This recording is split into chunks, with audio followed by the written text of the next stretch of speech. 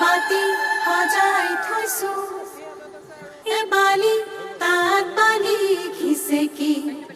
ৰাম লক্ষণ দুয়োকে লিখিছে লিখিছে এ বালি জোঁৱাইৰে হাততে দি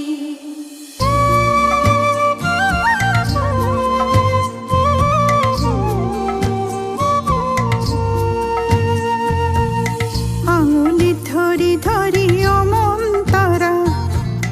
চলিব শিকিছিলি অমন্তৰা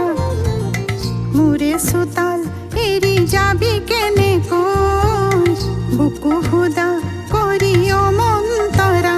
আজি দুৱাৰ দলি পাৰ হ'বৰে পৰত বুকু হমে সমাই মোৰ অজান ভয়ত বাৰীৰ পিছৰ কৰ দৈ